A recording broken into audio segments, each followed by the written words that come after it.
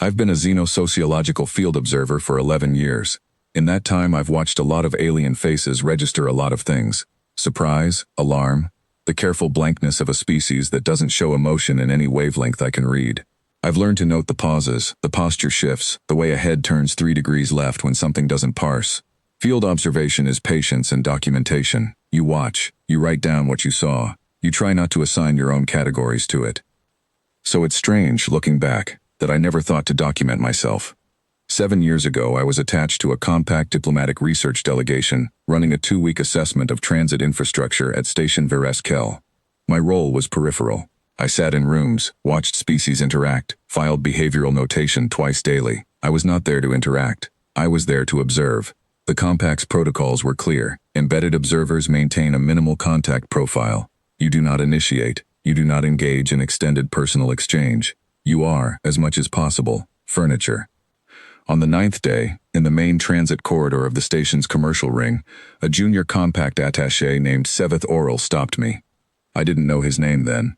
I learned it 7 years later, when I received his classified field report in a sealed diplomatic packet. At the time, he was simply a young Tharvan male in a gray research sash, maybe 3 years out of his posting assessment, holding a station directory map and looking at it the way people look at things they've stopped trusting. He said, in trade tongue, "Excuse me, do you have a minute?" I stopped walking. I turned toward him. I said, "Of course." He asked a question about corridor transit routing, something about which lift bank connected to the outer ring's secondary customs passage. I didn't know the answer from memory, so I looked at the directory with him, and we worked it out together in maybe 2.5 minutes, and then I told him what I thought was the clearest route, and he thanked me, and I said it was no trouble, and I kept walking. I did not think about it again. I logged it as a brief incidental contact, within protocol since he had initiated, and returned to my observation notes. In the catalog of things that happened to me that week, it rated somewhere between finding an acceptable chair and finishing my coffee before a briefing. A stranger needed directions. I helped. The universe kept moving. That's the part I couldn't understand when the report arrived. It came through the compact's open research disclosure channel, declassified after 7 years per standard xenosociological documentation protocol. Seveth Oral had apparently spent his career in xenobehavioral contact studies. He had filed a 7-page classification report within 4 hours of our conversation. It was addressed to his section lead at the compact's behavioral contact division. It was marked, in the compact's internal coding system, as a Category 2 anomalous contact event. Category 2. I looked that up. It sits between unexplained species behavior requiring notation and potential systemic misclassification of registered species parameters. 7 pages, for 2.5 minutes in a transit corridor. I read the report 3 times before I understood what he had been documenting. He began with the moment I stopped. He noted, in clinical language I had partially translated by a compact linguistic consultant, that my cessation of forward movement was immediate and complete. No gradual deceleration. No pause at a comfortable social distance. I stopped, he wrote, as if I had been already arriving. He noted that I turned to face him directly, not the 3/4 angle that every species in the compact registry adopts for casual stranger contact, the sideways orientation that keeps the peripheral visual field clear, the exit visible, the option open. I turned fully, both eyes on him, body square. He noted that my hands, which had been carrying a document satchel, dropped to a lower position at my sides within the first 2 seconds. Not a threat display. The opposite. I had set down, physiologically, whatever I was carrying. He noted my pupils. I had not known this was observable at that distance, but he had been standing 12 meters away when the interaction began, and the Tharvan visual system resolves at a finer grain than mine. He documented a bilateral pupil dilation within the first 4 seconds of contact that he described, in translation, as consistent with acute positive engagement. The same physiological marker the compact's behavioral registry lists under high-stakes social bonding and offspring protection response. He noted that this response showed no decay across the duration of the interaction. In every species in the compact's contact database, he wrote, that level of pupil response requires a prior established relationship or an acute survival-relevant stimulus. He could not identify either precondition. He noted my voice. He had been close enough, by the time we were looking at the directory together, to register the acoustic profile.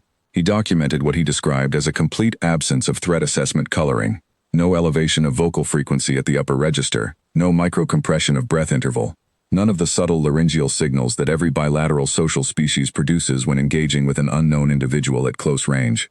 He noted that my voice sounded, in the compact's behavioral lexicon, like the voice of someone speaking to a member of their own family unit. Not aggressively warm, he was specific about that, simply undefended, as if it had never occurred to me that there was anything to defend.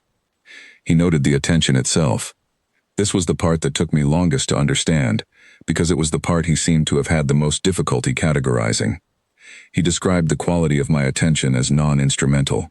Every documented social exchange between strangers in the compact's registry, he wrote, shows measurable attentional allocation. The observed individual monitors the interaction's cost and benefit in real time, makes micro-adjustments to the level of engagement based on whether the exchange is tracking toward a personally advantageous outcome, and begins attentional withdrawal as soon as the exchange is resolved or net neutral. He had expected this. He had been watching for it, because it is the constant, the universal social arithmetic that every species runs without knowing it. He did not observe it in me. He wrote that my attention appeared, across the full 2 minutes and 28 seconds of the interaction, to be complete and unmonitored, that I had not, at any visible point, assessed the cost.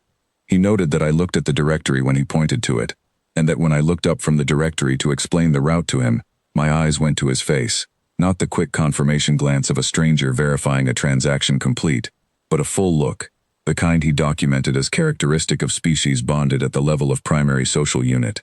He noted that when he thanked me, I said it was no trouble, and that his vocal pattern analysis of those 4 words showed none of the acoustic markers of social performance, the slight emphasis, the managed warmth, that every species in the registry produces when executing a stranger courtesy close. I had simply said it, as if it were factually true. He wrote, near the end of the 7 pages, the subject appeared to have given the interaction everything she had available to give, at no calculable cost to herself, with no mechanism for recovery of that resource visible in her behavioral profile, and with no apparent awareness that she had given anything at all. He had filed the report because he didn't know what category to put it in. His section lead had escalated it within 24 hours. The compact's Behavioral Contact Division had held an internal review. They had pulled 3 years of behavioral telemetry from every embedded human observer on record and run a comparative analysis. What they found, and what the declassified summary at the end of the report documents with considerable understatement, is that this is not a behavior specific to me. It is not a trained protocol. It is not a cultural artifact of one population or one training cohort. It is, as the division's review panel noted in their final line of assessment, simply what humans do when someone asks them for a minute. We stop, we turn, we look, we give the attention completely, without monitoring the cost, and we say it was no trouble, and we mean it. The review panel's final recommendation was to reclassify the human prosocial attentional response from its existing category, social lubrication behavior, logged alongside similar behaviors in 6 other registered species, to a standalone classification. The phrase they used was, a biological capacity with no registered analog in any other species assessed to date. They noted that the resource humans distribute this way, full, unguarded, unmonitored attention from a cognitively complex organism, is, in the compact's academic framework, among the most metabolically expensive social outputs a sentient species can produce. They noted that humans produce it for strangers, without calculation, without apparent depletion, on request. They classified it as an anomalous trait pending further research. I set the last page down and looked at the wall for a while. I think about Seveth Oral sometimes, a young attaché with a directory map, not sure which lift bank he needed. I wonder if he found the right passage. I wonder if he ever stood in a crowd again and watched a human stop for someone. The way I understand now, he was watching me.